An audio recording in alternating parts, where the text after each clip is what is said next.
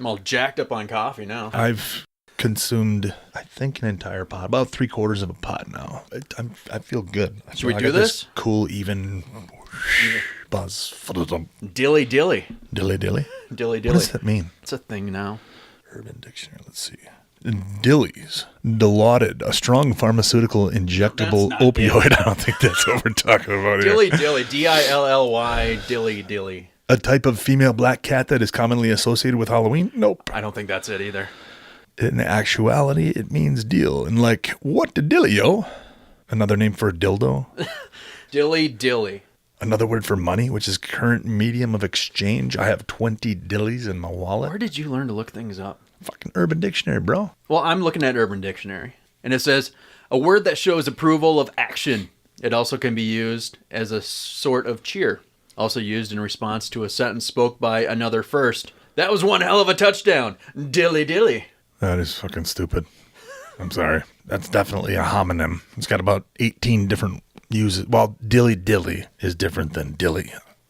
Apparently. You got to, the double Anderson is different than Anderson. A double-ended dilly dilly. Dummy. Yeah, you. Lower the mic. And now, coming to you from Minneapolis, Minnesota, home to the Academy School of Professional Wrestling. This is Lower the Mic with your hosts, Michael Hunter. And professional wrestling superstar and trainer. From Green Bay, Wisconsin, Mr.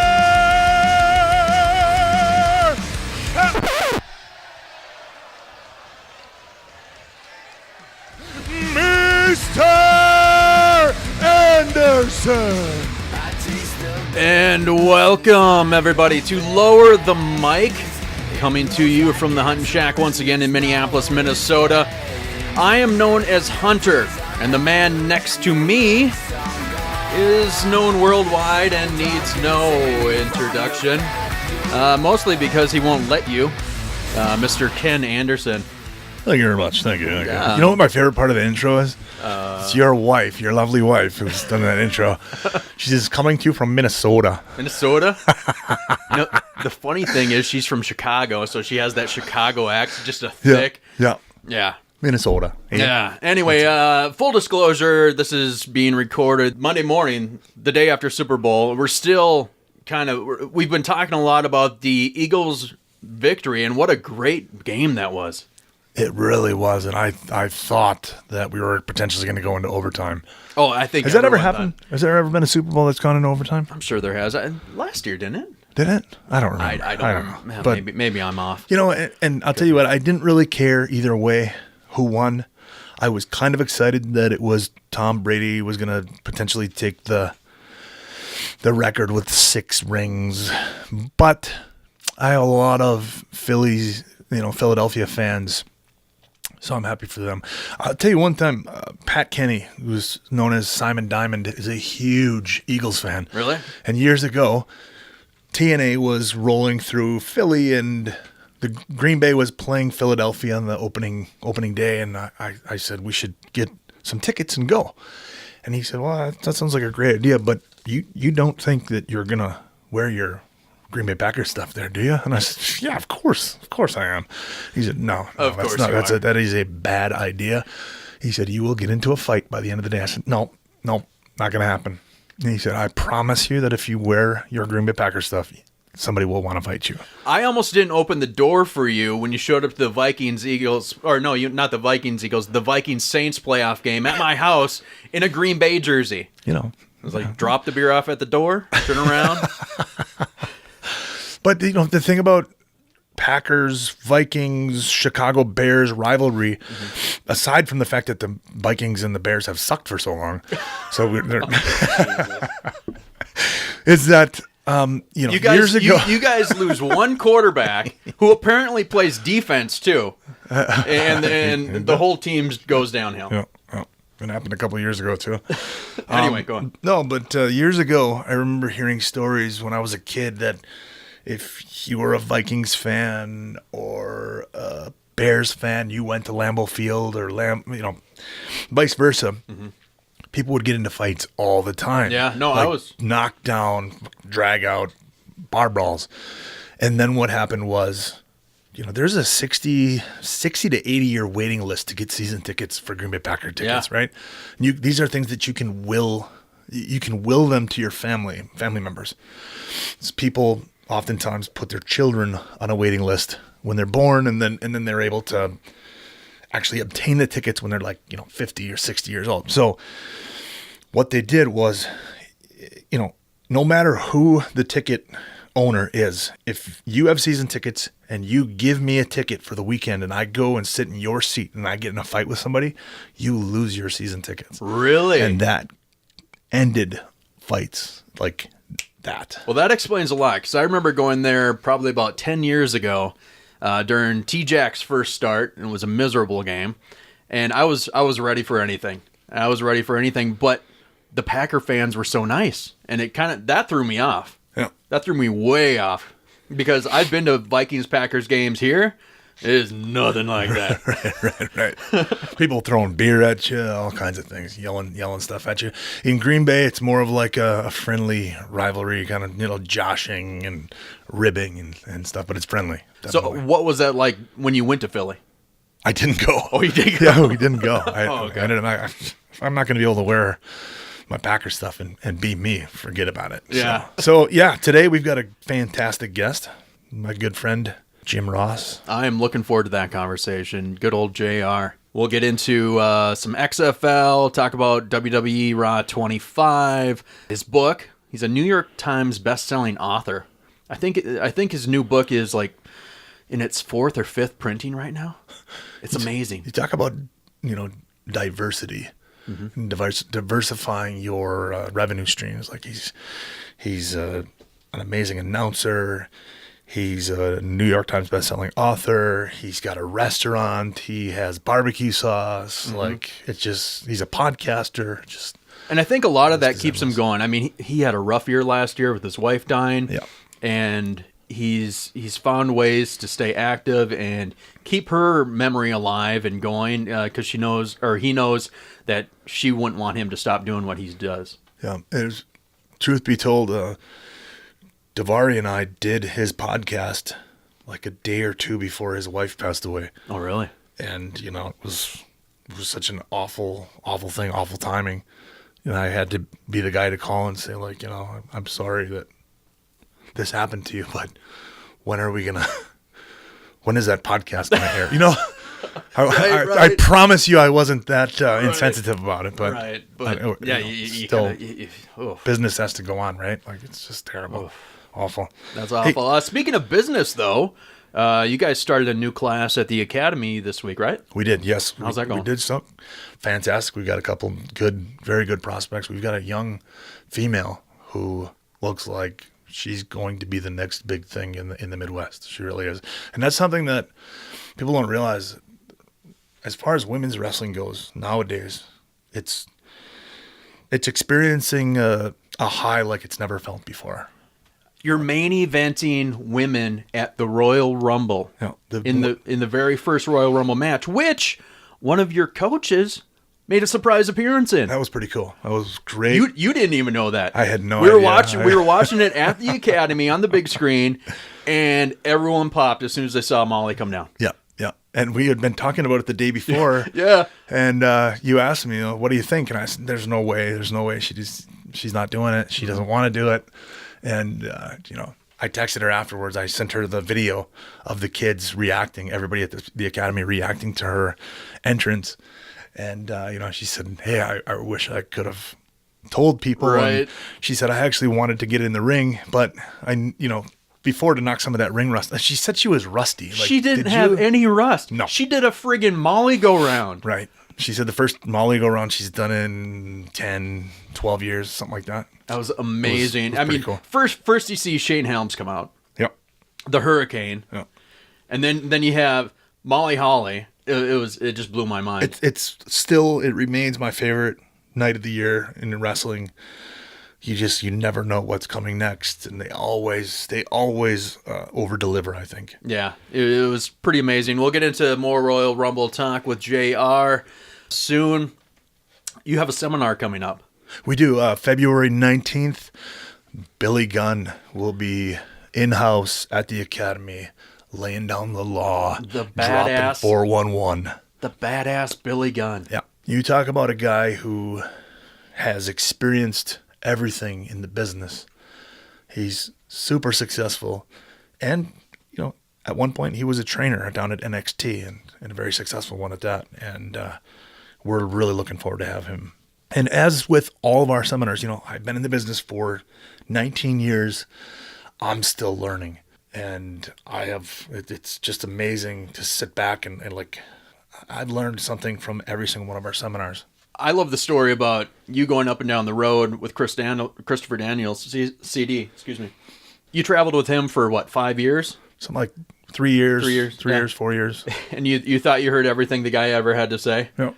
And then we never talked about, wrestling psychology. I mean, we did, but not to the degree where we were breaking it down to its core level, to its building blocks.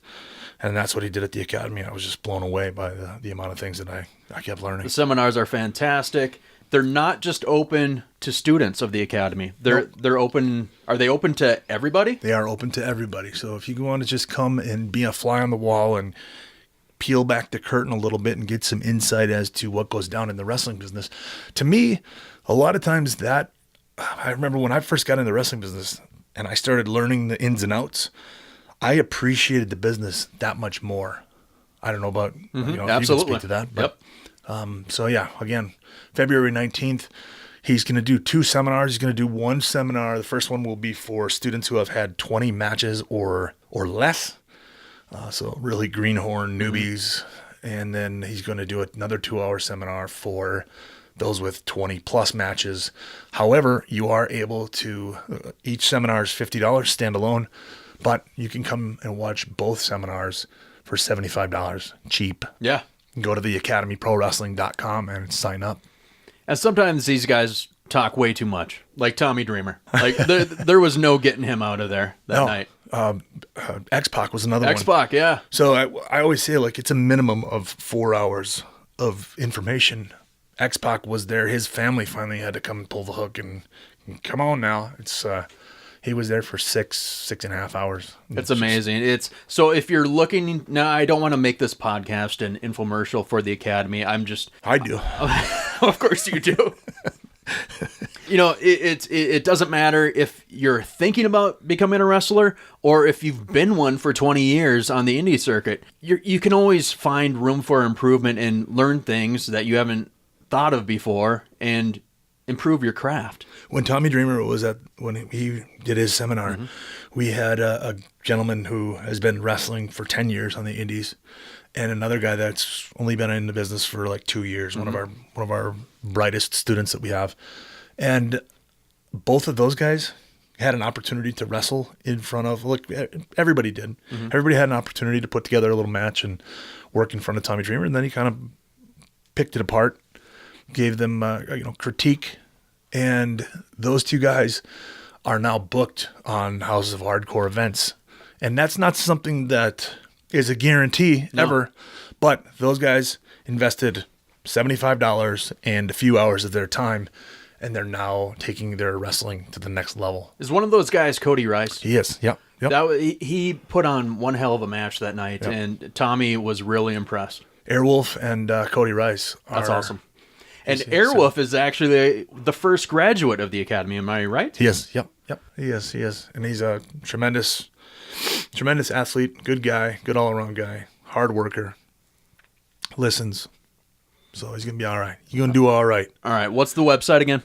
It is theacademyprowrestling.com, and you can sign up for a tour of our facility if you're interested in becoming a pro wrestler. And or you can just text us or email us. And you have guys coming from all over the world. We do. Yeah, we've got and you help with help them find housing. Yep. We've got a guy coming back from Chile. He'll be here in a month, I believe, and there's students are always looking for roommates. Again, it's one of those things that we can't guarantee anything, but we will try as much as we can. If you have a passion, your only limit is yourself. Yep. What do you think about the shirt I'm wearing? It says "Go Boobies." I like boobies. You like boobies? I don't have anything against them. In fact, I do like them against me. You know where I got this shirt? My guess would be from our friends at Grunt Style. Yep. You will hear us talk about it. You've probably seen it. What exactly is Grunt Style? Let me tell you, besides really cool apparel, they believe that what you wear is more important than just clothing. It's about attitude and pride. The gang at Grunt Style have taken the American fighting spirit and instilled it into everything they do. You don't have to be a veteran to wear Grunt Style. You just have to love freedom, bacon, and whiskey. Check, check, check. With nearly 200 U.S. veterans and patriots working together, Grunt Style's mission is to deliver the highest quality, most patriotic apparel on this planet straight to your front door. Backed by their unbeatable lifetime guarantee, you'll always be blown away by the products, service, and ability to America. Everyone loves Merkane. I love it. It's one of my favorite pastimes. My favorite verb. They're also the official shirt worn at the Academy School of Professional Wrestling. Head over to gruntstyle.com. Use the keyword Anderson10 at checkout to save 10% on your purchase. Whoa. All right, our next guest on Lower the Mic. You know what, Ken? I'm going to let you do the honors. Folks, this is one of the greatest, most exciting play-by-play men in the history of the wrestling business. He is the former head of talent relations of WWE. He is a football aficionado and Oklahoma Sooner fan. He is the author of Slobberknocker, My Life in Wrestling. He's a fellow podcaster, host of the Ross Report. Ladies and gentlemen, Jim Ross. Jim, thanks for joining us. Thank you, guys. Thanks. So coming off the heels of the Super Bowl, I imagine you watched the game last night. Any thoughts?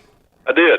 I watched one of my neighbors, who's the offensive line coach at the for the Oklahoma University Sooners, and had a good night, good game. So it was a fun way to watch and get a little, professional tutoring, so to speak, on what's going on. Yeah, that was a hell of a game last night. There was a Sooner that won. Who was on that? Lane Johnson?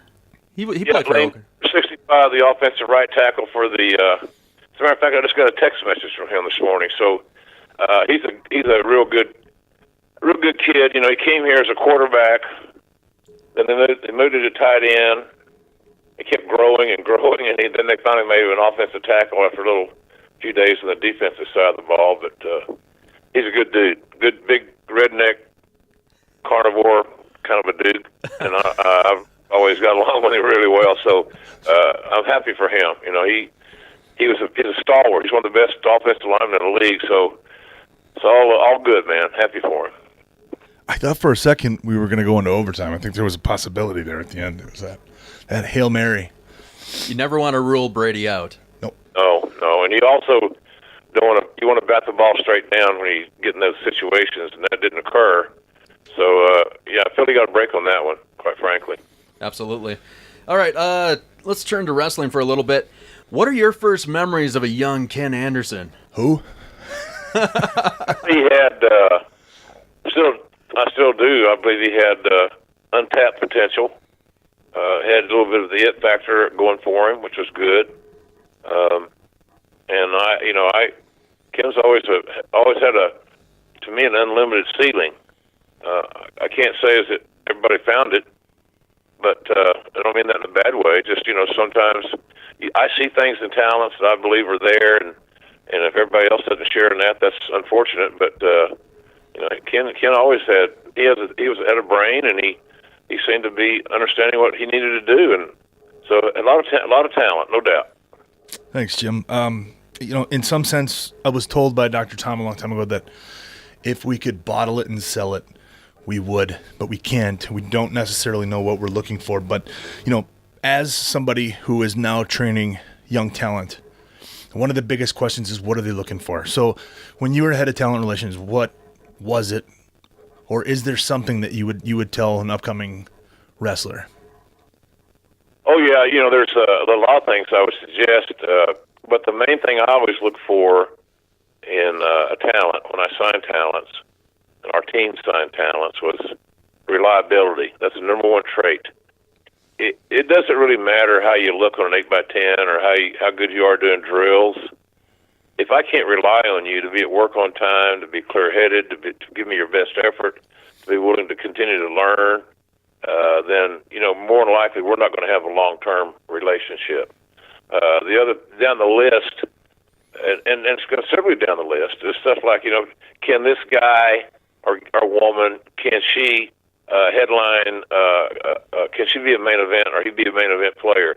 Can he or she headline WrestleMania? Now, back in the day with me, the women headlining WrestleMania was not very likely. I don't say that because I didn't like women wrestling. It's just the fact that they weren't as accepted as they are now, and I think that's a great thing. But reliability is the number one thing, man. It's just like, if you can't, are you going to be here when we need you, all that good stuff. It's just so common sense-like, So that's like saying a guy can run a 4.340 and he can bench, 225 30 times, and that looks great on paper. But will he show up to practice? Will he practice hard? Will he work hard? Can I rely on him or her? So the reliability factor to me is the biggest trait one can have. And I used to tell kids this all the time. Just don't give the company any reason to not want to do business with you. I wish I would have taken your advice. So, so I think the reliability thing and everything that goes with that it was always at the top of my list. Did you hear, I don't know if you heard what Ken said, but Ken said he wished he would have taken your advice. Well, hey, we're all on our journey, man, and the journey never ends as long as you're above ground. So as long as we're above ground, we have a chance to correct some wrongs as we perceive them to be. But that's pretty much it. I mean, golly, I think I've seen a lot of talents overthink things when they get with WWE, and then seem like sometimes they feel like I don't know if they're paranoid or they're getting anxiety attacks or what the hell it is, but the rules are simple. John Madden said that the fewer rules the coach has, the fewer rules that can be broken, and I kind of believe in that. Be at work on time, be in condition, be mentally and physically ready to go, and be a team player. So, but our business is that way, guys. The wrestling business is wrought with paranoia and insecurities and all that stuff. And I'll give you an example. How many other wrestlers have had you on their podcasts or promote your podcast via theirs or social media? And I can tell you the answer from me, very few. And there are a lot of those guys that are have podcasts are guys that used to work with me or for me or I hired. Huh. It's just the paranoia of the wrestling business. It's a damn shame that some guys are so, I don't know if they're envious or insecure of success. But we all should be helping each other more. Yep. But I don't see that happening on a regular basis, right, unfortunately. It seems like it's a little more dog eat dog once you get to a certain level rather than helping everyone out. It seems like everybody thinks that, but it's not necessarily true. Because I remember when I first got to WWE, the people that had been there for a while, it seemed like there was that paranoia and constant, when they say this, they really mean this, and that overthinking. Oh, yeah. But I remember thinking just show up, just be a good person, work hard, and the rest just sort of washes out. It isn't hard. It isn't a hard formula to figure out. It's the same traits you'd want if you were in any other business. Right. You want to rely on your insurance agent. You want to rely on your plumber. You want to rely on your electrician. You want these guys or ladies, whatever, to do good work. But it's just so simple. It really is. But I'll tell you this: if you came into the WWE, especially when I was there, because that's what I remember the best, then it's not unusual to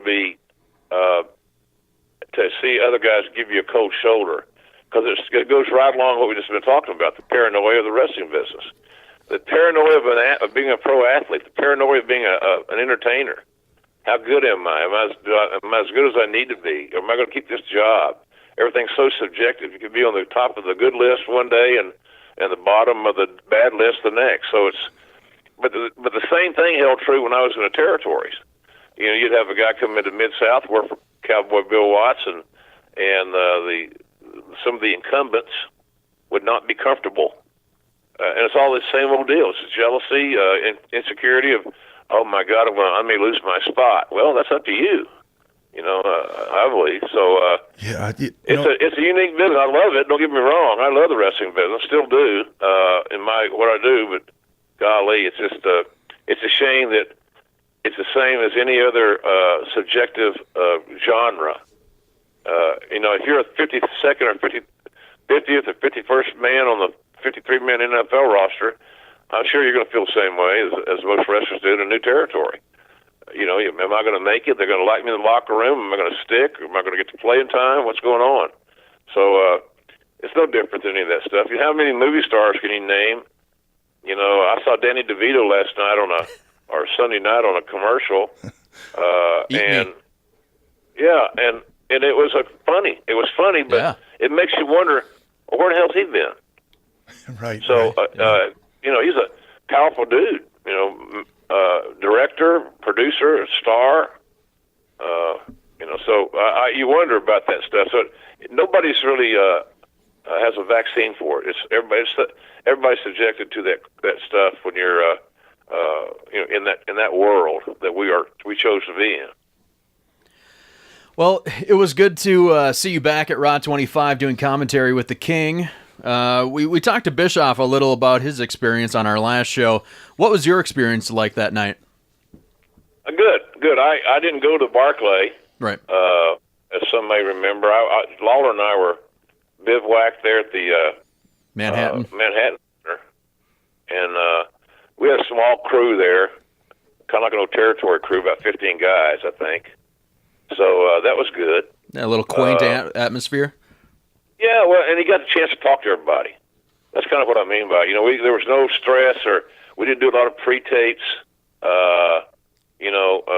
Quite frankly, I wish Lawler and I could have been busier. I think we called 2 matches in 3 hours. I think everyone wishes the same. Well, look, that's part of that ego stuff I'm talking about, man. We wanted to go and show the world that we can still do our job, and not looking at holding out hope that we're going to get rehired to do this gig or reassigned to this gig. But you want to go out and you want to have a good match. You want to show, hey, I can still do this. I'm not doing it on this level, but I can. But I'd like to have done more work over that 3-hour period than we had the opportunity to do. But all in all, I had a great time. I got to see a lot of my old friends, and have been back in that venue in years and years. So it was a good experience. Catering was good. We had a clean bathroom, and dressing room was good. All the little basic things that a lot of people didn't think about, but it's all fell in place. Travel was fine. Got treated good. So, and I was there with Undertaker and the DX guys, and Shawn, of course, and all those dudes. So I got to call one match. It was pretty decent with Bray Wyatt and Matt Hardy. Mm-hmm. I hadn't called a Matt Hardy match in years, when I used to call tons of them. So I had a good time. I really did. Like I said, the only negative, if I find a negative in it, is I wish we could have been busier.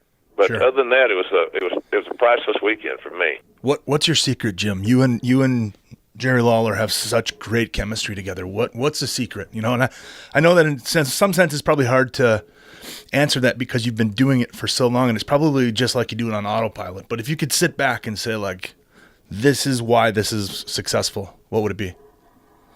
Well, we trust each other, and we're not worried about protecting our spot from the other guy. We totally trust each other, and we have similar philosophies on the business. We're in a similar age bracket. He's a little bit older than me, but not much. And so we're of that generation. We both came through the territory, so we both have a lot of the same interests. We both kind of backed into the business, Lawler as an artist and me as a gopher. So, but I think the main thing is trust. I don't worry about him being a loss for words, or him, me, in that regard. I don't worry about him, quote unquote, stealing my thunder, whatever the hell that may mean. I don't even know. But I trust him, and he's my opposite. I prepare too much, probably. He doesn't prepare at all. But he's better than me. That's why I tell him. I said, well, I got to prepare because you're better than me, and I want to stay up with you. So, and I believe that. So he was always the star of our team, and I was happy to know my role, as Rock would say, and I'm a point guard out there. My job is to get Lawler the ball, and that's what we've tried to do over the years. But I think the trust factor, and Jerry's a really smart guy. He's been a booker, an owner, top star, as a babyface, as a heel, all those good things. He has amazing experiences, and it just fit. It was a natural fit from the day first, almost from the day one. And he and I started working together with Vince on Raw in the mid '90s. So, but then subsequently, when Vince became Mr. McMahon, the villain, then they left Jerry and myself to carry the load of that flagship show. So it was never an issue. I really believe that he's so good that if we were called upon to go and do a show today, we could handle it. I really believe that. That may be egocentric JR talking, but I believe we could. So actually, the trust thing, guys, you gotta. If you're working with somebody, Ken, you gotta trust them. They get your life in their hands. Yeah. This ain't playtime. Yeah. So, but I love working with Jerry. I saw an article Triple H did on us, interviewed, and was talking about the chemistry we had, and it was just a natural thing, man. It's just, it really worked out well. And I had the same feel with Heyman. Heyman is can be combustible to some people, but I've always I've had my moments with him and he with me. But nonetheless, we have great respect for each other, and we trust each other as professionals. So I think that's where it starts. I really do. And at the end of the day, everybody is out to make the other guy look better. And that really and put the product over as a whole, and that seems to be the case. What you just said was like a display of humility, saying that Jim Ross was or that Jerry was the star of the show, if you will. I feel like that's something that's missing in wrestling. That everybody, and I know at some point, Paul Heyman told me the story where Chris Benoit was possibly going to be the next world heavyweight champion, and it was Paul who suggested his name to Vince, and Vince said, "Why would I put him in that spot? He sucks." And Paul was like, "What? What are you talking about? Are we talking about the same person?" And he said, "Well, every time he comes back from one of his matches, he says how much it sucked. So if he says it, it must be the case." Yeah. Well, Austin has yet to have the match that he likes. Yep. So that he same way. A lot of those guys are great. Sometimes are question their own greatness, and I've called matches for Austin on a pay-per-view or a Raw or whatever that I thought was just kick ass, and they tore it up. But see him after the show or after we go off the air, and he was grumbling and griping, and he wasn't blaming the other guy. Sure. He could have done much better. Yep. This could have been so much better if I had done this, and this. So I think Benoit's a lot like that. I was a guy I was in Atlanta. We got Benoit back from the doctor. His neck was kind of rotten, and I made the decision. They could have done the surgery going in front or the back. You go in the back, it's a temporary fix. You have to redo it somewhere down the road, which made no sense to me. Yeah. But unfortunately, going through the front, you're off about a year. Oof. So I told him, we're going to go through the front. We're going to fix it right, so you're not going to have these problems when you get older, and you're going to get paid your weekly check every week until you get back. As long as you're here, so you ain't going to worry about you're getting paid. But I'm going to make the decision for you because you can't. And he gave me the damnedest hug I ever had in my life. I was going to squeeze the guts out of me. But that's what he wanted to hear, but he didn't want to make that decision. Yeah. If you would have given him the decision on his own, he would have said, "Do the quick fix." Oh, he took the shortcut. Yep. Because he didn't want to miss any work. Sure. Well, when I said, we're looking at this in the long term, and we got him healthy, and he had a pretty good run there. That WrestleMania 20, he won the title at 20, I think maybe, in the Garden. Yep. WrestleMania 20. So it worked out, but that's just how some of those guys are. Some of those. I've been around OU players that say the same thing. I could have played better. I could have done this. Could have done that. And I think the great people, great talents, kind of have that same trait. Well, it could have been better. So they're just perfectionists. That's all. What's your current relationship with Vince and the WWE right now? Good. It's good. We text semi-regularly, I'd say. I'll put it this way: if I have something to share with him, information-wise, or observationally, I should say, that I observe on TV, I will get an answer in minutes. Yeah. No matter if it's Monday night, tonight, or whatever. So our relationship is good. And it wasn't always. I didn't really. I wasn't really easy to manage, Ken, and I, I thought my way was the right way, and I didn't have much room for compromise and all the other egocentric things that we can get ourselves into. But it's good. We're both at very unique places in our lives. I'd say that we're on our back nine, and I don't plan on having my back nine messed up because of my ego. Yeah. Quite frankly, so sure. But Vince and I get along fine. He's just, he's really busy, as you can imagine. The XFL thing's coming around again, and plus the WWE stuff that he does. So I'm happy that he's my friend, and I'm happy that we are getting along well, and I'm very happy that last year, about this time last year, we started negotiating for me to come back, and then we signed the contract the Friday night before WrestleMania in Orlando. And then on the next day, they said, "You're going to call a match at WrestleMania." Huh. Kevin Dunn told me, and I said, "Great." And I was just finished up the conversation with, "Don't you want to know what you're calling?" I said, "Well, sure. It doesn't really matter, but I'm happy to get a gig." Right. So you're going to call the Undertaker Reigns match, and it's going on last. So, wow. That's amazing. So I had a day to think about that a little bit, and go do my thing. But I was the third guy out there. Cole and Bradshaw, JVL were out there, and that's fine. But I didn't have to carry as much water as I normally would. Do you prefer going into a match cold? I mean, I know from personal experience, like when it comes to dealing with referees, unless there's a very specific spot that needs to be handled, the best thing is to just count the threes, count the twos or whatever. Yep. Every time somebody's Well, yes, I don't need to know as much as some guys feel compelled to know. The best example I'll give you is when Undertaker threw in '98, 20 years ago. Believe it or not, 20 years ago, I had no idea that Foley was going to be thrown off the top of the cell in Pittsburgh. Oh wow! Really? No idea. Because I would have fought to kill the spot. Yeah. Quite frankly, I was in charge of talent. I was in charge also of the medical budgets, the rehab budget, and I just perceived that after it happened, I said, "There's just no damn way that he can go do this and then not leave a lasting and negative impression."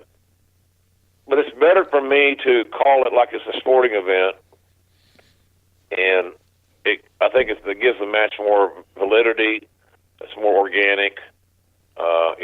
Unless the guy's got a spot, like you said, that's really, really important to catch in the bigger picture of telling the story, then I don't need to know. If I'm not good enough to watch your work and what you're doing physically, if I can't put a lyric to your music, then I need to be replaced. Yeah. So I don't need to know all the details of every little spot, every little nook and cranny, and every high spot. It's just I just don't need to know it. And sure. So I like the fact that when I worked for Bill Watts, I knew stuff going on. But again, it was a different product. But I didn't know all the details. You kind of got to figure out. You be an idiot not to figure out who you think's going to go over. In other words, I didn't have any doubt that Undertaker wasn't going to win against Foley. I just didn't know how. Sure. Common sense will tell you that Taker's not going to lose a Hell in a Cell match, at least in that era. And so I wasn't shocked at who went over. I was just shocked at how it happened. But I think it came across. All I know is I get quoted on that stuff at the airports and wherever, hell, grocery stores, everywhere else. And it's just amazing that people remember that stuff 20 years ago. Yeah. For some ad-lib sound bites. It's hard to forget. Speaking of things that are hard to forget, going back probably 20 years on the Monday Night Wars when they were first firing up, I've always wanted to ask you this. You were told to hype that Razor Ramon and Diesel were going to arrive on Raw. And and it was on JR's good word that it was going to happen, by God. And even WCW thought it was going to happen, so they threw more money at Hall and Nash because of it. Now, being the professional that you are, you did it, you went through with it, but what were your thoughts about the whole fake Razor and Diesel program, and whose idea was that? I think that was Vince's idea, I'm assuming. All I know is that, not unlike the ball game, the Super Bowl, I ran the plays Coach wanted. Yeah. He signaled the plays in, and I did my job. I didn't overthink it, didn't try to reason or down that hill, man. I remember one time talking to Heyman. We were broadcasting together, and he was he was pissed off because he had an idea for little Guido, and one of the ECW boys back in the day. Nice kid too, good worker, and he just was irate. I'm going to go back. I'm going to circle back around and go talk to Vince about this again. I said, Paul, are you kidding me? You're going to die on little Guido's hill? I said, if you have the greatest idea in the world for him, what's it going to mean? Means a better chance of him getting booked. He's not going to work on top. He's not going to headline WrestleMania. And that's no deference to little Guido. He's a good, solid hand. But he's not the main event guy. Right. And that's not a disrespect thing. That's most guys aren't the main event guys. Right. So I told Paul, I said, man, you gotta pick your hills to die on, and he brings that up to me all the time. Well, you be proud of me today, JR. I didn't pick any of the wrong hills to die on. So it's just, you got to pick your spots, right? So it just, right. But that's kind of how I look at that deal. You got to be careful of where you take your politics and how far you push something that not going to really move the needle that much anyway. So if you're going to go with the wall on something that's main event level. Yeah. If you want to do that with the old man. So that's kind of been my theory on that deal all along. But he and I had some great creative meetings. The most intense, intelligent, and learning experiences in my life were my one-on-ones with Vince. Huh. And I had the same relationship with Cowboy. And Bill was good too, but Bill was at times a lot less willing to compromise.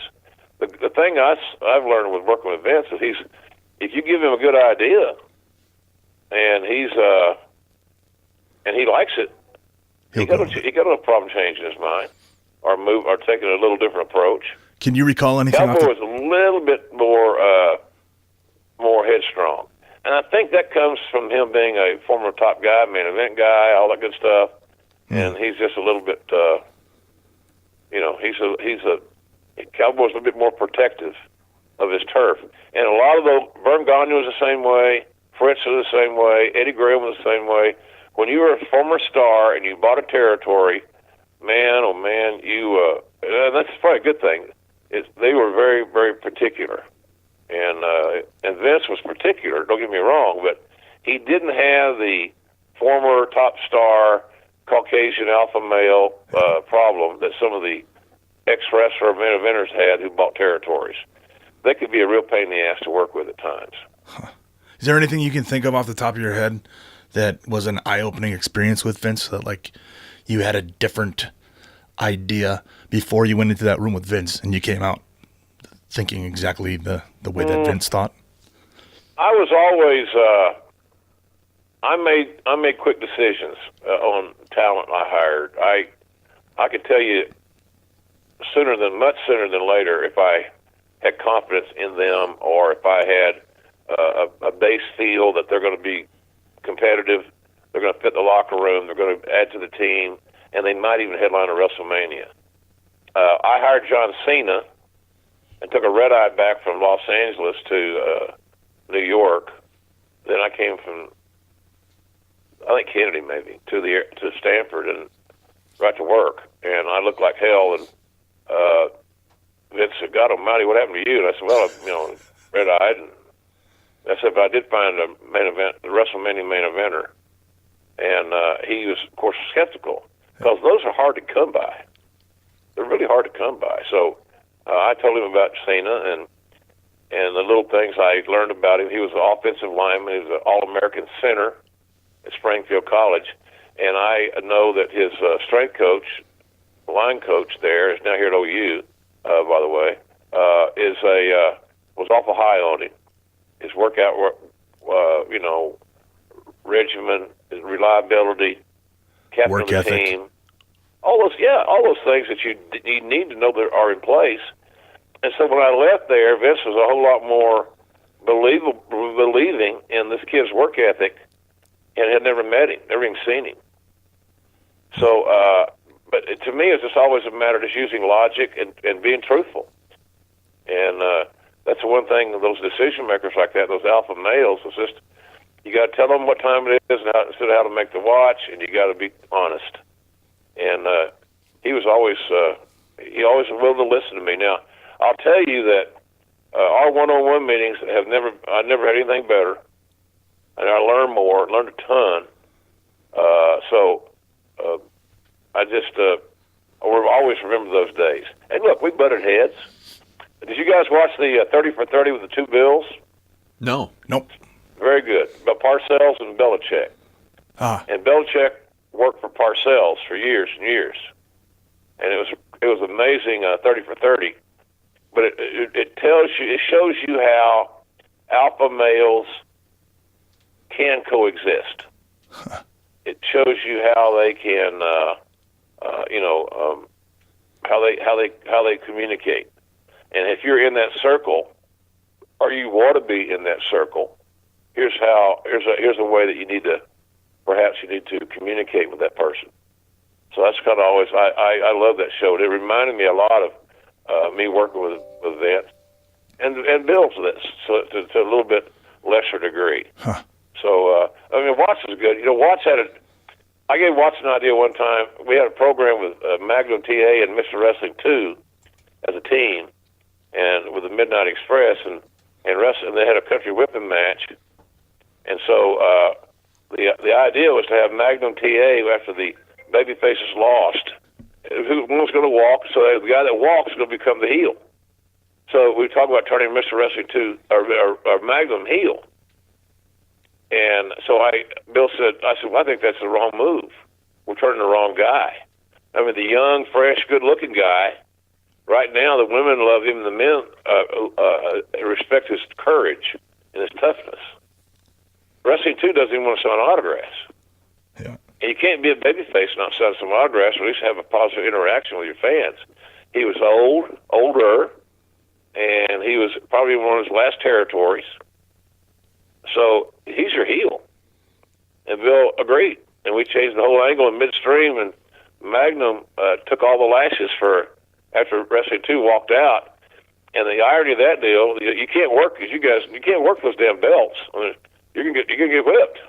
Yeah. And I don't know how you work a strap. I really don't. I don't think you can. So bottom line is that was booked in the territory. So if the baby faces lost in Baton Rouge, they lost in New Orleans, they lost in Biloxi, they lost in Jackson. So in other words, he had to take those damn lashes multiple nights a week. Oof. All of them from Bobby and Dennis and Cornette. So we loaded the heat on too, and Magnum, the young fresh guy, stayed good. So it just Watts would take ideas, but they had to make sense, and of course then the idea became his idea. I didn't care. I wasn't getting paid on ideas. I was getting paid on how productive the company was, and if that's going to help us sell more tickets, then I'm going to get a better payday down the road. So it's all about communication. I was not the greatest communicator early on in my WWE run. I felt pissed off that I got exiled out of WCW. I felt I had a chip on my shoulder. I was very defensive, very closed ranks, and I wasn't the most popular guy in the TV facility in 1993. because I was coming from the enemy. And if it hadn't been for Monsoon and Heenan scolding some guys over there, including Lord Alfred Hayes, I'll never forget that conversation. Alfred gave him the cold shoulder. He was very rude. Really? All that. I had no idea. I had never met him before. Had no idea other than I was a WCW alumnus. And Monsoon and Heenan read the riot act to those guys. I remember Monsoon telling Alfred, he said, "You should be ashamed of yourself, Alfred. He's a territory guy. He's got a job here. He's feeding his family. So what the hell are you pissed off about? He's not taking your job, and you can't do his job." So all of a sudden, Alfred sees the light of day, and he becomes a good confidant. Huh. But that was thanks to Monsoon and Heenan giving me a little, endorsement, so to speak. Huh. That's great. I can picture Gorilla saying that too. Hey, I'd like to go back to Gorilla Monsoon was probably one of the most honorable men that I've ever met in any walk of life.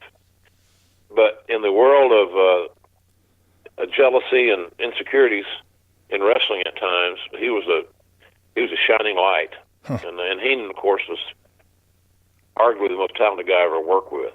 Yeah. So nobody in wrestling could had as many sharp tools in her toolbox as Bobby Heenan. He could wrestle, he could manage, he could broadcast, he could be a spokesman, a TV personality. He could do everything. He could do everything.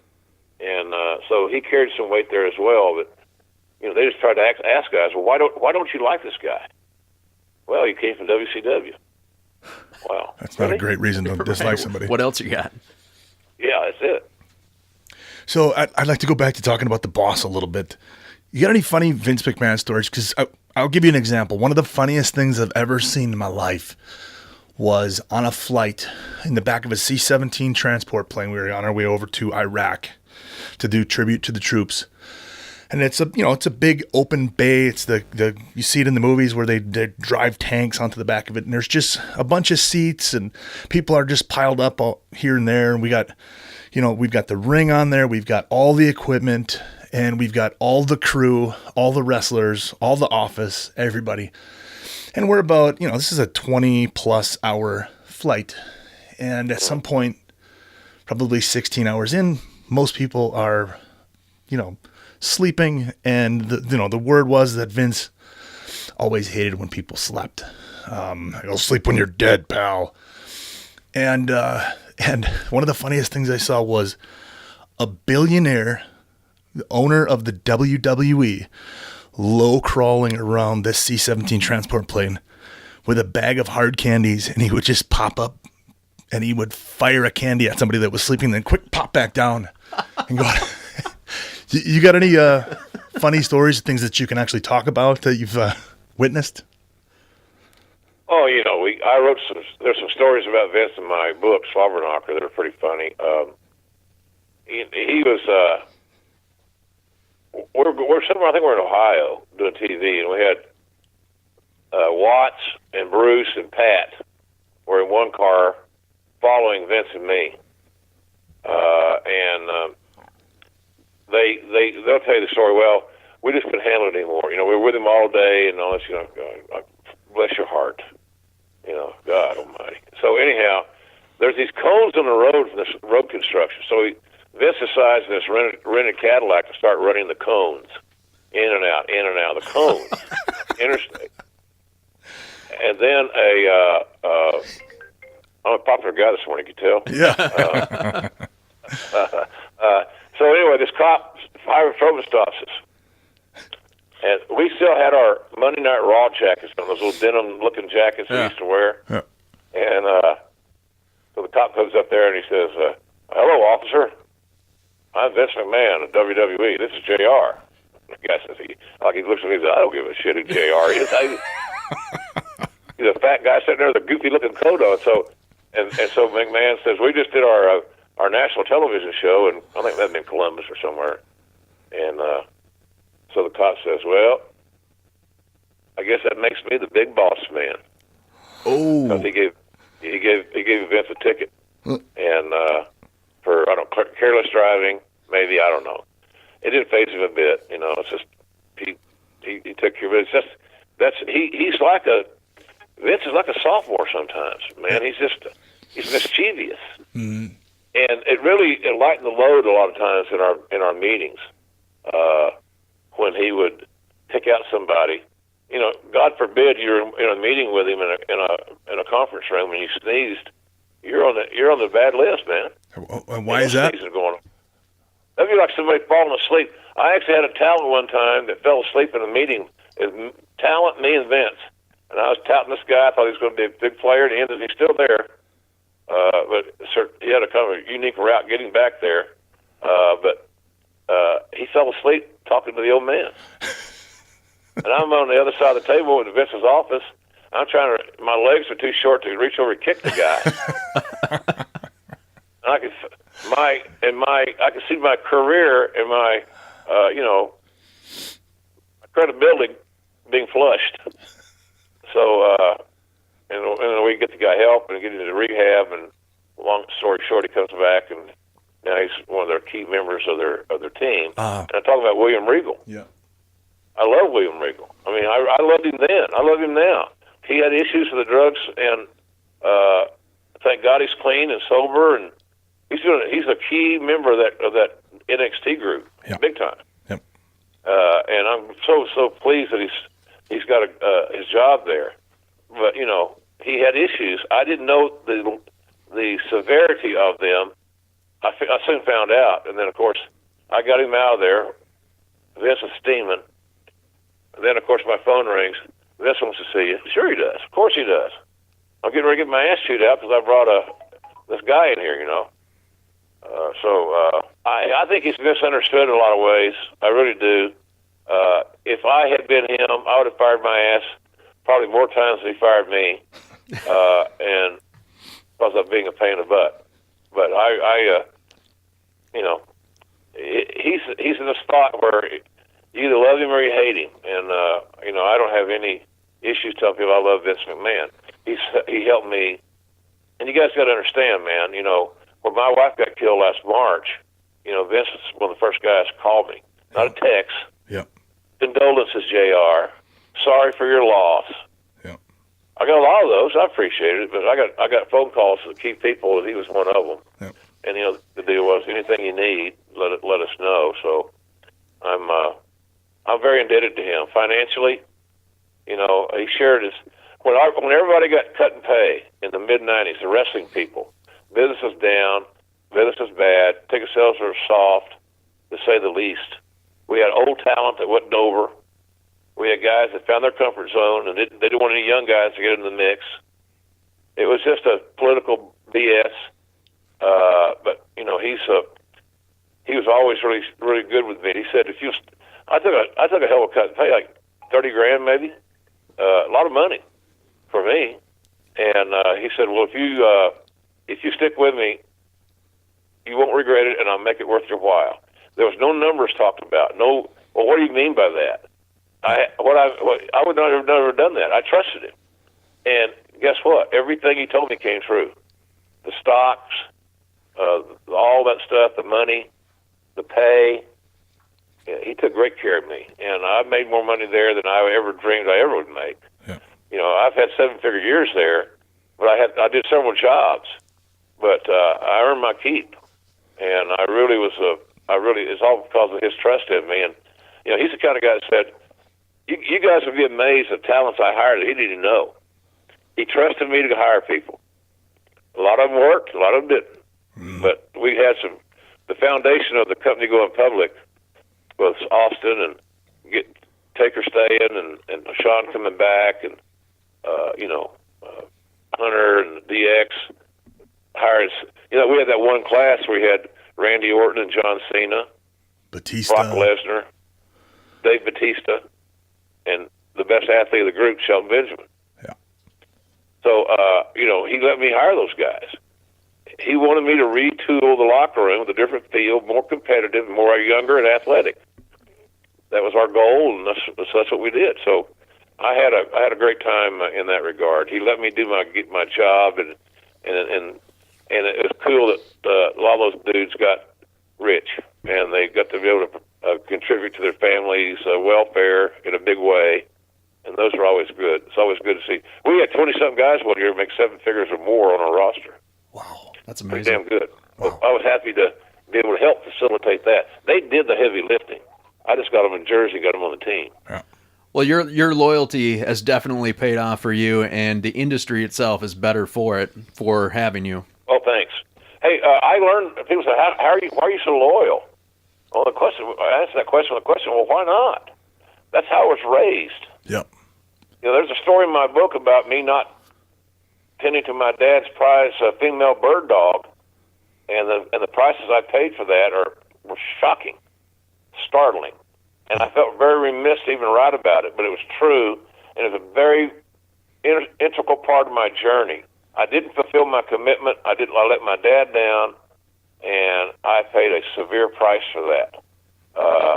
So, with an unwanted litter of pups. Ooh. So that was different place, different time, So I just believe that you can't get too loyal. And boy, when you find somebody you work with that's loyal, man, embrace that, because they don't happen all the time. Absolutely.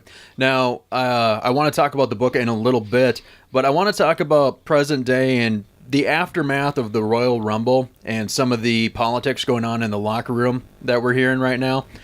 This isn't the first time a star from the fighting world has entered the WWE on the way to WrestleMania, but here we are again, whether it's legit or not. There seems to be some heat on Ronda Rousey in the locker room, and for sure some in the WWE universe, because she basically stole the thunder of Asuka, winning the first ever Women's Royal Rumble, and comes out, points at the WrestleMania sign, which we're assuming means she wants a match at WrestleMania. I don't know. I didn't hear anything from her. Did you? No. Just saw a lot of pointing going on that night. What are your thoughts about that whole situation and the crossover athlete? I think she's a good hire. I would have hired, if I was in my old role, I would have done everything I could to get her hired as well. She sold lots of pay-per-views. She has a pay-per-view following. Mm-hmm. And it don't hold water. So, well, she lost her last 2 fights. Right. Who cares? Yeah. No. Are you kidding me?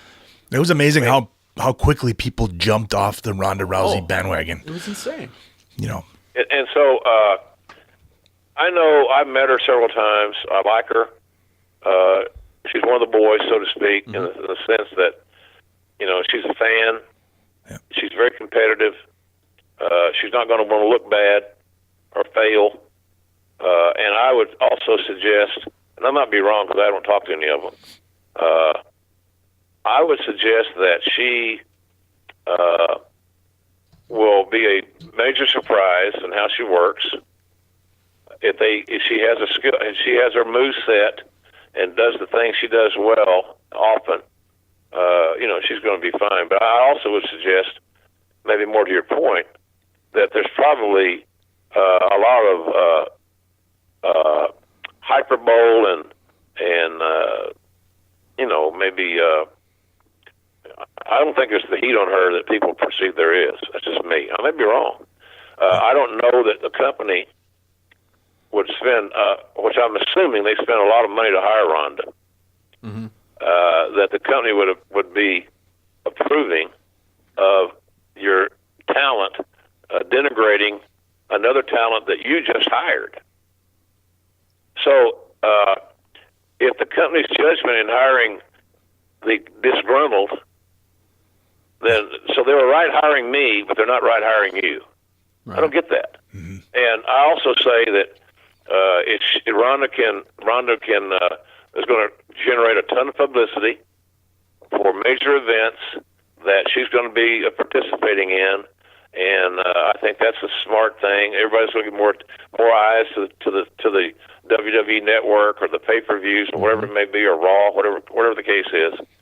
So I think that some of that's a little bit of a work. The talents every talent that bitches about it are probably going to do a job to her. Right. And who cares? Yeah, because they're going to have more eyes on them than ever. Absolutely. And if you're as good as you think you are, and you don't walk around paranoid, looking over your shoulder every 10 steps, then you got a chance to make a name for yourself.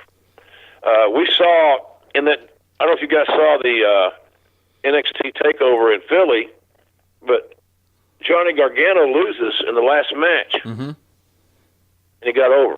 Yeah. Proving my point all along that you can get over by losing. Sure. Now, I didn't say losing every night. I didn't say losing every week on TV. But you can get over by your performance and your effort and the story you tell if you drop the fall. Right. And that's kind of what so that's kind of what I look at those other girls. Losing to Ronda Rousey is never going to be a sin. Yeah. And I think a lot of those girls want to work with her. And so I think it's a good investment, fellas. I really do. And how they're going to do it, you don't want to overexpose her. The great thing about her, from her Olympic training to segueing into MMA, she has demonstrated strong work ethic. You don't win a bronze medal in the Olympics as a young kid unless you got something in the tank. Yeah. So her ego will not allow her to look bad. I don't think. That's just me. And so I think it's a good hire, fellas. I really do. How it's going to manifest itself going forward, I don't know. But I'm very, very interested, and certainly we'll follow that journey without a doubt as it moves forward. And I really don't believe that people in creative, the powers that be inside the WWE said, screw Asuka. We're gonna take this moment away from her. We're gonna give it. I just think that maybe in the big picture they didn't think that out, and we have the benefit of hindsight to look and say, maybe it would have been better, from where we sit, to give Asuka that little, that couple more minutes of glory shot, or so to speak. That's about what you're talking about. About 60, 120 seconds. Yeah. When I saw the outrage, basically the monkey see, monkey do philosophy that they stole Asuka's moment. Yeah. I wonder, did they really? Yeah. Really? I don't feel that way. I didn't feel that way that night. No. I really didn't. I thought, hey, look, they closed the show. Pretty damn good. And I thought that was cool. And if anything, they inserted Asuka into a giant storyline, right? Damn right. Right. She's right there in the on-deck circle. Yeah. When it comes game time, she's probably going to be in the lineup. I'm a big believer that, hey, I'm a big Asuka fan. I like her. She brings it. Yeah. And she's aggressive. And so the possibilities, the fantasy booking possibilities of that pairing is pretty exciting to me. But, obviously, Rousey versus Charlotte would be exceptional, I would think. Among others, got several really good, talented women that will be good for her to work with Ronda. Do you remember what I don't know. I think she's a big star, and I said the same thing about Conor McGregor. I'll be one of the most shocked guys in America if Conor McGregor at some point doesn't do a one-off with WWE. Yeah, you'd be fantastic. He's too talented. He's too fun-loving. And somebody say, well, he doesn't need the money. I love people to say that. Right. Are you his accountant? Are you his accountant? Right. Do you know? Have you done a forensic study of his financials? And I don't think so. Not everything is about money. No, it's about something to do. If that's what he wants to do, he's going to do it. It's new. It's different. It'll be exciting. It's challenging. These dudes are special cats, man. And so you can't. They don't think like regular guys. And so for him to have something new and exciting to do, another mountain to climb, plus along the way get a nice little payday out of it, I don't see that being a stretch whatsoever.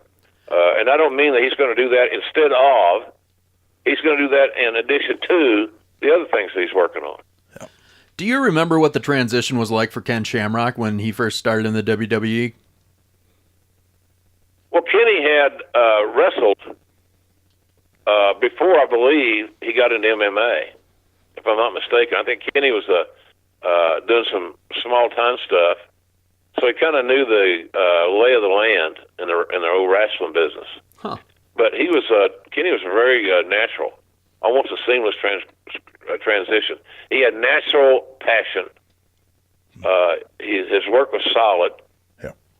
And I think he got better here without question. I thought when he left us, and I tried to talk him out of leaving, that he would maybe stick around because he was this close to getting right to that next level. And but he thought he had some fights left in him, and He won. That was his first love. So he went back and fought some more. But his transition was really exceptionally smooth. It really was. He kind of like Lesnar. I was just thinking. Lesnar got really good pretty damn fast because he had a natural skill set of. He is an entertainer, but him just being that big brute is pretty cool.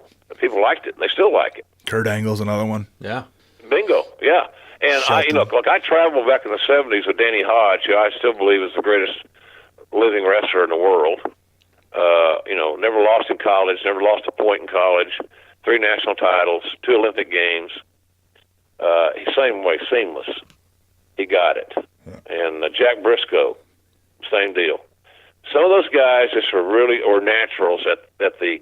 Now, also back in that era too, the need or the requirement to be so entertaining as a sports entertainer was less. The matches were more reality based.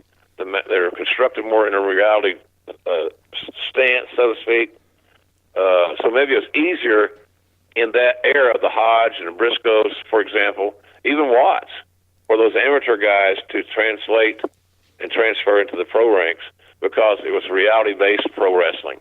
It wasn't, a lot of sizzle and a lot of hype and entertainment as we have now. It's not a bad thing, but it just was different. So it may have been easier for those guys to make that transition. But Kenny was excellent. He got it. Kenny had a lot of fun too on the road. I remember he missed a town, and I fined him a day's pay. He didn't make the town, and then he missed another town about a few weeks later, and I fined him a week's pay. Wow! And I don't know what he's making, several grand a week, and I fined him. I took him out of this building. I said, we're on the loading dock. I told Jerry Briscoe, I said, I got to have a heart-to-heart with Kenny. If I'm not back in about 15 minutes, will you come pick me up off the concrete? I'll be the one crying and probably urinated myself from stretched. I told him, I said, Kenny, I got to depend on you, man. You got this great spot. You're making money, and we can't do this. This is not acceptable. It's absolutely unacceptable. So I'm going to fine you a week's pay. And I didn't get stretched. He understood because I didn't curse him. Mm-hmm. I didn't yell at him. I talked to him like a civil human being. I was remorseful that I had to do what I had to do. Right. I said, the next time you miss a shot, I only got one other option. Yeah. You got to go. Yeah. And I don't want that to happen. Right. So come to work. That's all I'm asking. Come to work on time. Yeah, it goes back to the reliability thing that you were talking about earlier. Yeah, absolutely. So he didn't miss anymore, and it wasn't a problem at all to me. I enjoyed working with him, and I thought that if he had stayed another year instead of leaving when he did, that his earnings opportunities would increase immensely. So, but he made the right call for him, and and if he's happy, then why shouldn't I be happy for him? I think some of the heat on Rousey, from a fan's perspective, might be that most talent that goes to the WWE has to take their bumps in NXT first, but she's going to leapfrog that and go straight to Mania. If it wasn't the road to WrestleMania, do you think she'd be brought in differently? Because I guarantee that if the Young Bucks or Marty Scurll or Kenny Omega signed with the WWE today, they'd be taking all of their shine to NXT tomorrow. Yeah, well, I don't really have I don't have an issue with the NXT stopovers for a lot of guys and gals, simply because you learn more than. Well, we already know how to hit the ropes. We already know how to take a flat back bump. We already know how to sell. And that one there, I might raise my eyebrows on. Really, you do? A lot of your peers don't. And I think it's kind of an initiation program. Or orientation might be the better word. Sure. So I don't have a problem with that. How you conduct yourself, the WWE way of representing the company, and that's how I used to tell guys. Even though you're an independent contractor, when you're on WWE TV, you're married to that brand and you're representing the brand all the time, every day. it's a big responsibility. Some guys like it, some guys don't. So I don't know. I think the Rousey thing. If I was Rousey, to me, if I was the only thing I'm saying about booking Ronda, if I was going to book Ronda Rousey, the first real match we would see her in would be at WrestleMania. That's in a story. Wouldn't even be debatable in my view. Right. And that has nothing to do with who she wrestles or whatever. Could she do an angle where she has to show some physicality? Sure. Perhaps if she's protected. But I want you to pay to see her for the first time at a major event. Gives you another reason to invest in the network or the pay-per-view in another form. So that's how I would look at her. She's very special. She's going to get a lot of publicity. Hey, look, every late night show, whether it be Jimmy Kimmel or Jimmy Fallon or Stephen Colbert, all those guys, the English kid on CBS, yep, all those guys. She's a lock to get as a guest spot. Yep. So she brings an intangible with her that a lot of the other women don't possess right now. She is an international star with global name identity. And as a promoter, as a marketer, I can tell you from experience, you just can't overlook that. It's a no-brainer. It's incredible. Seems like a no-brainer. I've never understood, and I've experienced it, or I've witnessed it, where some people in the locker room were sort of pissed off that this person, like when the Tough Enough thing was going on, this guy didn't pay his dues. They need to be out humping it for 6, 7, Sure. 8 years on the indies and eating shit, so to speak, and, Right. and liking it. And I remember thinking, like, so you're telling me that if that opportunity had been afforded you would have said, no, guys, I'd love to be on Raw, or I'd love to be on the pay-per-view this week, but I just haven't paid my dues enough. It's never made any sense to me. Yeah, I'm with you. This jealousies and insecurities, man. I don't get it. I really don't. It goes back to what we talked about earlier about all of our buddies that are in the podcast world now, helping promote what we're doing and building our brand. Right. And it should be reciprocal. You should help them too. Absolutely. But it doesn't work that way. And I'm embarrassed by it. I'm probably one of the older guys in the wrestling world podcasting. Yeah. I've been on a hiatus for the last couple of 3 weeks, simply because I left the podcast one, and we're going to do a new. We have a new deal that we're working on, and a couple of them actually. And I think my mandate to my guys are that I need to know this week. Huh. So hopefully they'll get that handled, and we'll know any day and get back going, because I enjoy doing it. Yeah, but I enjoy listening to it. Oh, thanks. I promise it'll be somebody. It won't be. There's a lot of guys, from what I'm hearing, that are thinking that I'm done, and that's what's kind of humorous. But the wrestling business has rediscovered a lot of experts on their podcasts, and but I promote Shivani's podcast as best I can. I've had Bruce Pritchard on my show a couple of times. I think I had Conrad on, all those guys. And I had Lance Storm and Callis on, different guys. Happy to do it. Happy to help them get rolling. You had Mr. Anderson on there to talk about his wrestling school. You got a wrestling school? Yeah. There you go. Yeah, I mean, with 1.69 million followers on Twitter, I don't think it's over for you. I hope not. One thing I do want to touch on before we get into the book is the XFL. I can't let you go without talking about the XFL, because you were a part of the first run of the XFL. What are your thoughts about the new incarnation of it? And because it sounds like it's going to be a lot different. I mean, they're still branding it as the XFL, but it's not the Extreme Football League that we first set our eyes on 2 decades ago. I'm a football guy. Right. I like football. If I probably had an opportunity in my younger days to be as immersed in football as I was in pro wrestling, I probably would have done it without a doubt. So it gives football people a chance to have jobs. Somebody said, why do you care so much about Impact Wrestling having a making or not? Because it's not about Impact Wrestling. It's about the people that work at Impact Wrestling that are friends of mine. Right. They have jobs. They provide for their families and themselves through these jobs. And I'd be a sick bastard to say, well, I hope they go out of business. Because it doesn't make any sense. So the XFL then will provide football people the chance to get back on the radar, the chance to get relevant again.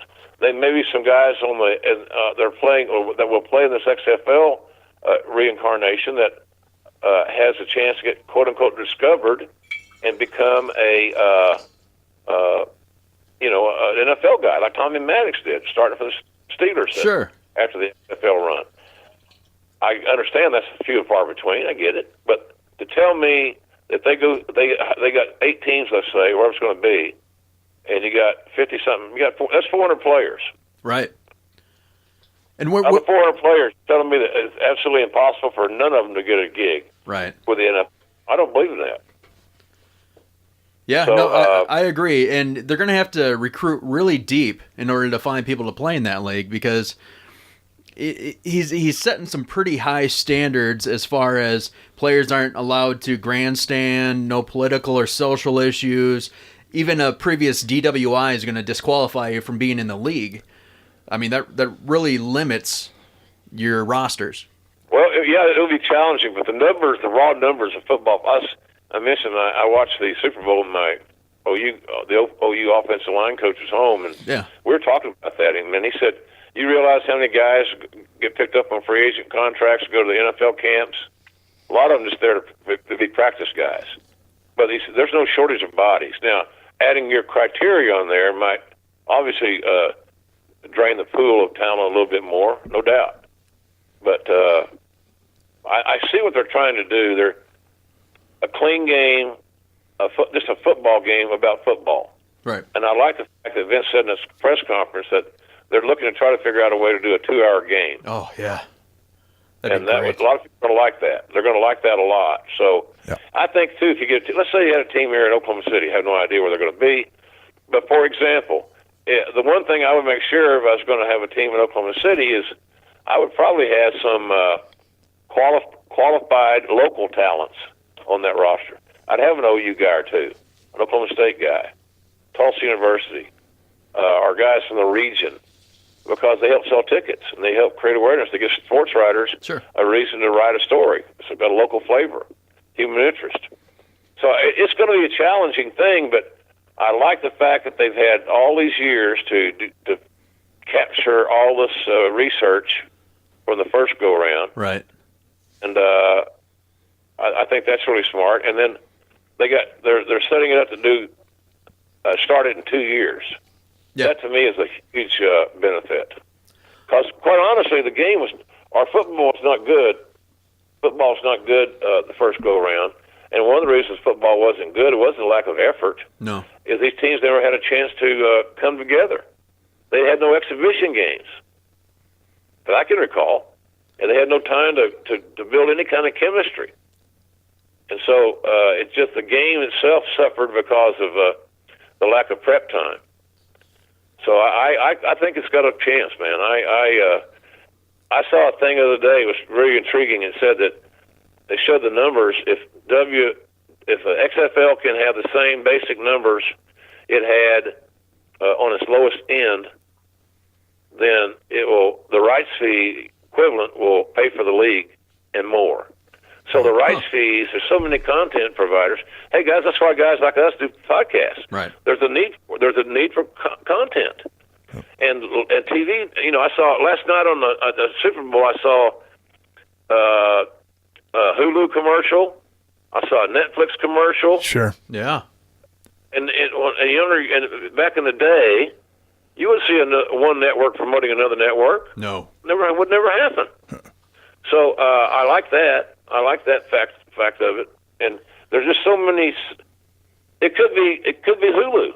Right. They could be on Facebook. They could be on.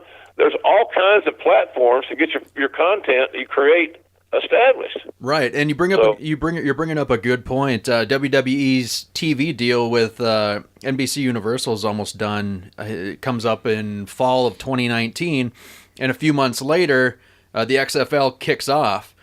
And now both Raw and SmackDown consistently rank among, I believe, the top 5 most watched shows on their respective nights, bringing in millions of viewers each night. And that's pretty amazing considering all the people cutting the cord nowadays.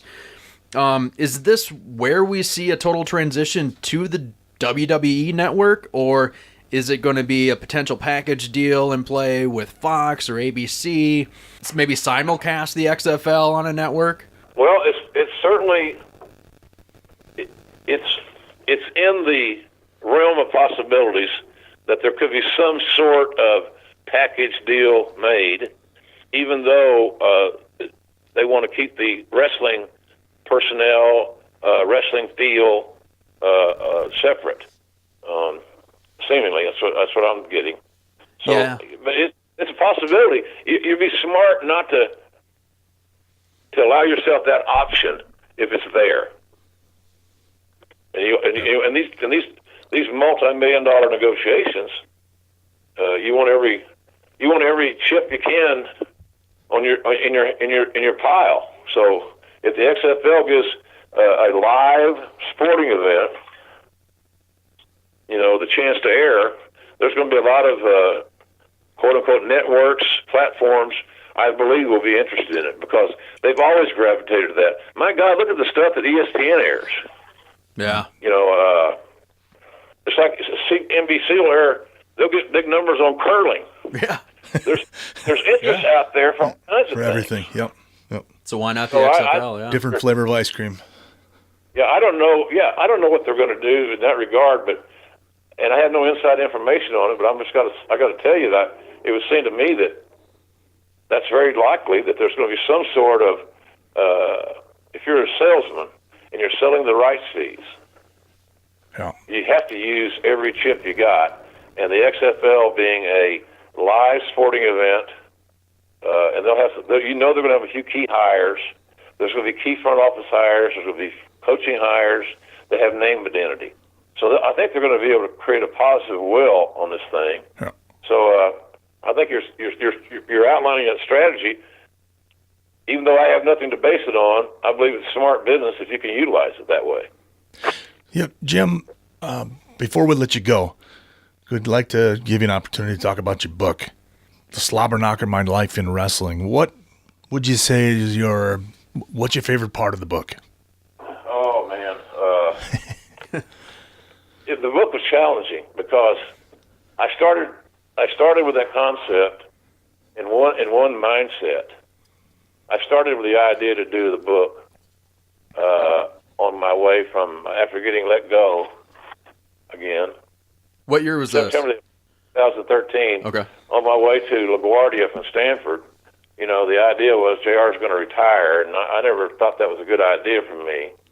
I'm not good with a lot of free time, so I didn't have any really desire to retire. So I said, well, the only thing I can do is reinvent. But I was in a different mindset. I was mad. I was angry. I let myself down. Just made some stupid mistakes that I shouldn't have made.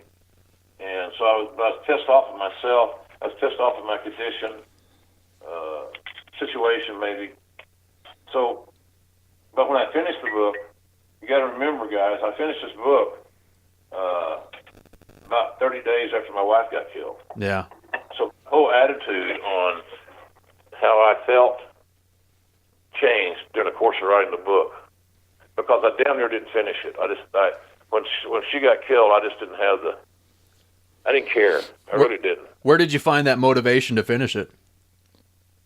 I remember something my dad told me when I was in the 9th grade, and I wanted to quit playing on the 9th grade football team and just stay with the varsity, thinking I was a big shot. He said, well, son, let me tell you something. Quitting is the easiest thing in the world to get good at. Wow. I thought of that. Yeah. So I didn't quit the 9th team. I played on the varsity as well in football, but I always remembered that. So for some reason, it hit me like a truck. It was so vivid that quitting's the easiest thing in the world to get good at, and I believe that I owed it to her to finish our story. She was so insistent on me being honest and open. You know, I never written about me having prescription drug problems. This book talks about it because it's true. Mm-hmm.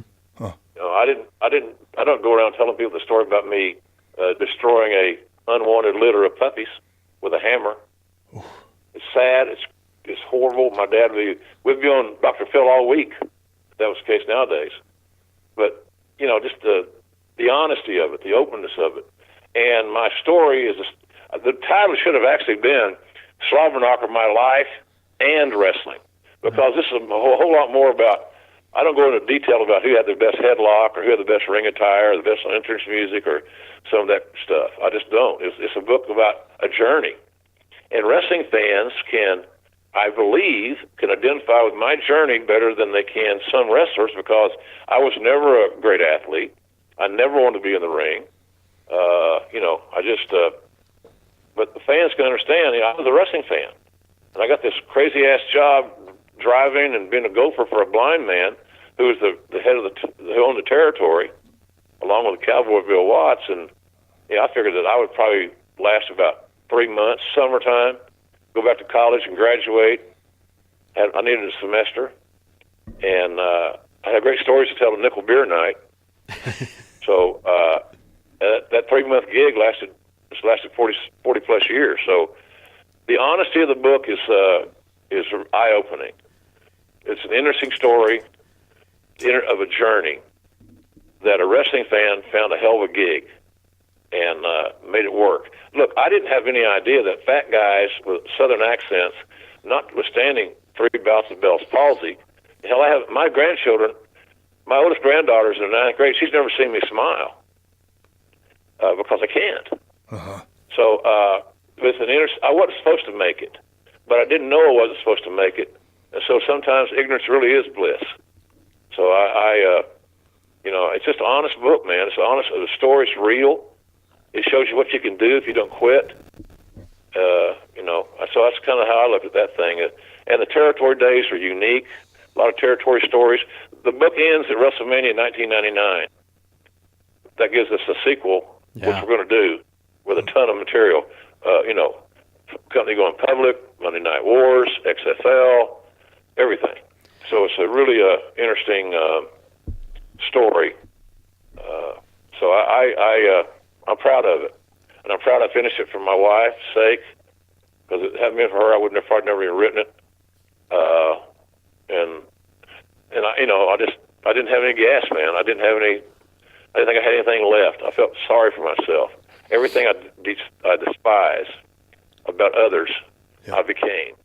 And I changed that. So, it's a good read. Volume 1 is a fantastic read. I'm looking forward to Volume 2. Talking a little bit about Volume 1, you brought up a couple of good points. Right out of the gate, you talked about your comeback at WrestleMania 15 in your Tony Soprano-like panic attack. You were scared. You were scared to death, self-conscious after your second bout of Bell's palsy and the paralysis, but you knew this was your moment, and you didn't let foreboding joy get to you. I admire the hell out of that, because I think most people are too afraid to fail, so they don't pursue any of their passions and try new things. And I think Ken runs into that a lot at the wrestling school. Do you have any advice on getting past those moments? Well, don't overthink it. Don't try to overanalyze your situation. It's still a job. It's still a career. It's a great job. It could be a great career, without a doubt. But the issues, if you turn your jersey in, you're not on a team anymore. If you're not on the team, you can't live your dreams. So back it up a couple of layers. Don't lose your jersey. Don't give them any reason to not want to do business with you. Anybody. Any promoter, WWE, New Japan, wherever it may be. So you just got to stay in the game, man. You just got to stay in the game. My first job was $125 a week. I had a new wife, had no withholdings, had no insurance, $125 a week. And if I had no idea, that wasn't good. And I didn't have any idea also that the chances for me to advance up the ladder, I wasn't a shooter, I wasn't related to somebody, nothing.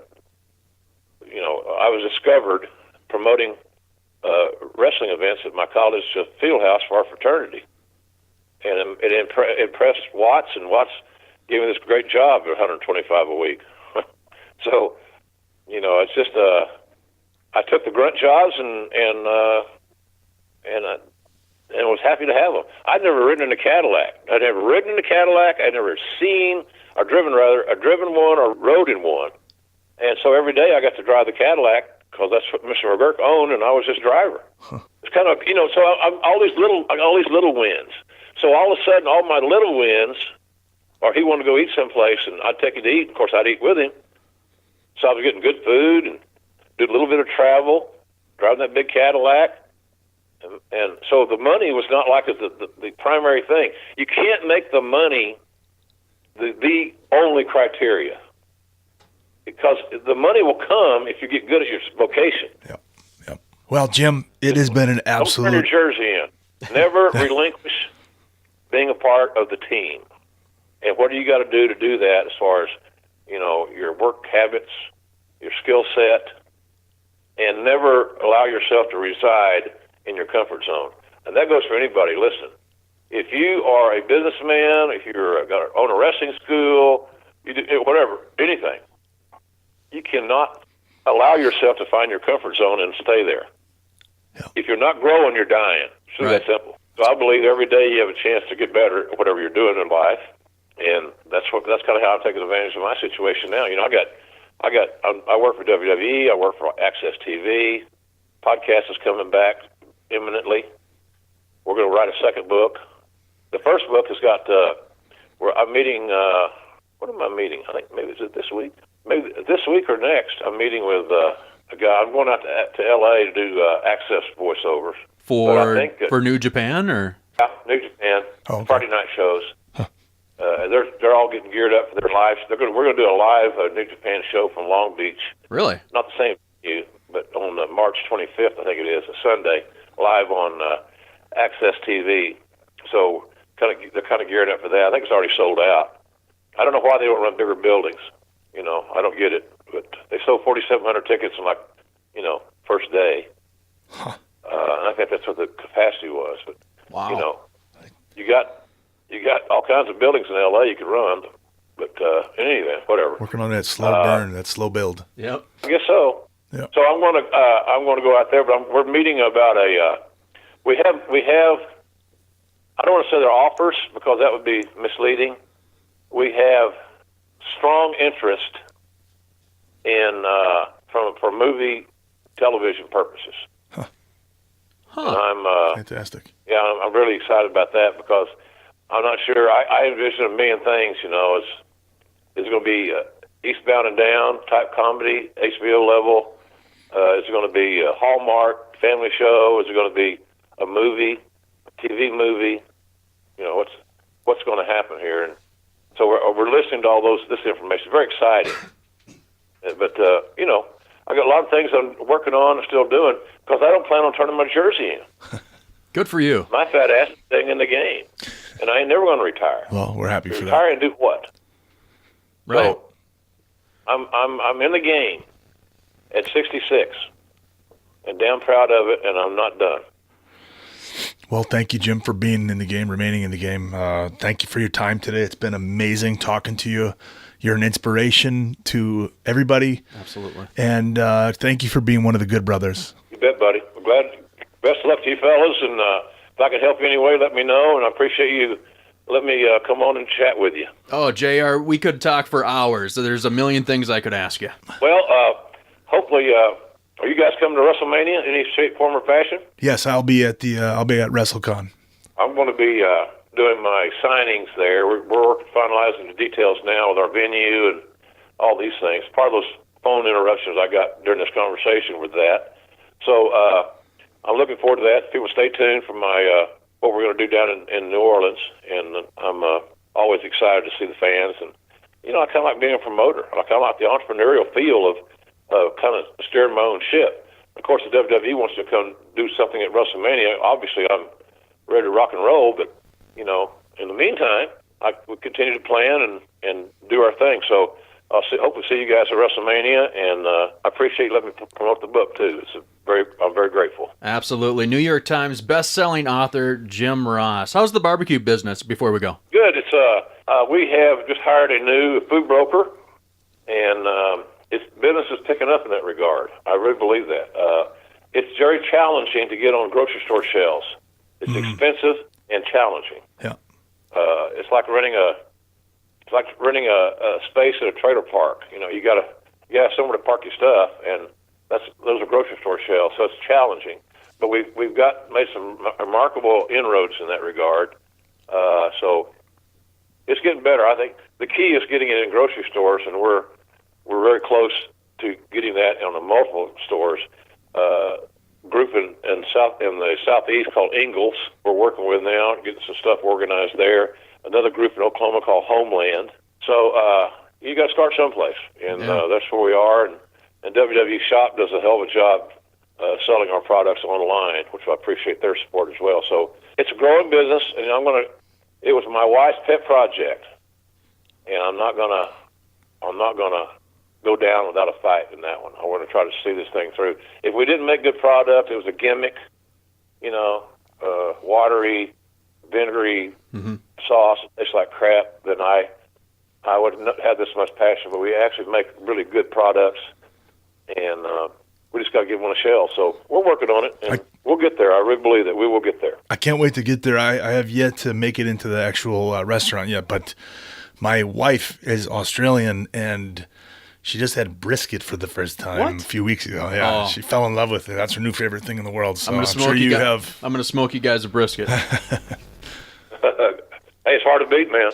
Yeah. I love a good brisket, and I can't wait for the day where I can put JR's barbecue sauce in my shopping cart. I look forward to that day. Amen, buddy. Amen, brother. Thank you, sir. Thanks, Jim. Have a great day. I appreciate you guys. All right, it's time to take it home. Ken, give me your 3 count. 3 things you want everyone to take away from this episode of Lower the Mic. So 1 would be being too loyal is never a bad thing. It's sort of it shouldn't be a word in your vocabulary. Or right. Loyalty will pay off. A phrase in your vocabulary. No mistake is ever too big to recover from. Point being, I think it was exemplified by the fact that a man once fell asleep in Vince McMahon's office in front of him while he was talking to Vince, and is now an integral part in the creative process down at NXT. Mm-hmm. That person being William Regal. And I think most importantly, don't turn in your jersey. No. Just a great takeaway. Keep on keeping on. What an extraordinarily insightful and motivating human being Jim is. Absolutely. Don't let life beat you down. I mean, if we learned anything from the Rocky movies, life will beat you down. It's not how many times, or it's not how hard life hits. It's how many times you get back up and keep fighting back, right? We all have things in our lives that happen to us on a daily basis that we could just sit back and feel sorry for ourselves. Every single one of us. Yeah. And we all have regrets. We've all made those mistakes. Yep.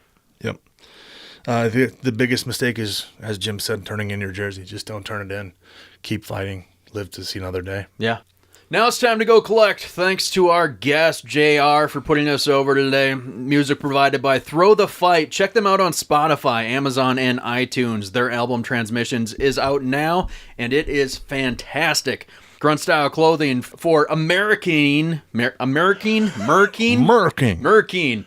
being just awesome.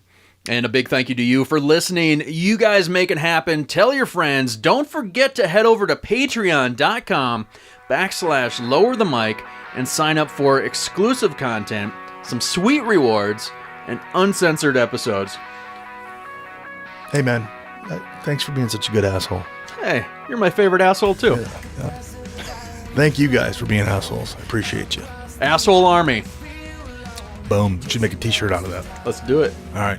Follow us at Lower the Mic on Twitter, Instagram, and Facebook.com/Lower the Mic. Ken is Mr. MR Ken Anderson, KenAnderson on Twitter, and on Instagram it's Mr. spelled out MISTER Ken Anderson. You can follow the Academy School of Professional Wrestling at the Academy SOPW. on Twitter, the Academy Pro Wrestling on Instagram. I am Voice of Hunter on Instagram, Twitter, and that's all for now. And Ken, any parting thoughts? No, it's a good time. All right, cool. Mic drop. Wait for it.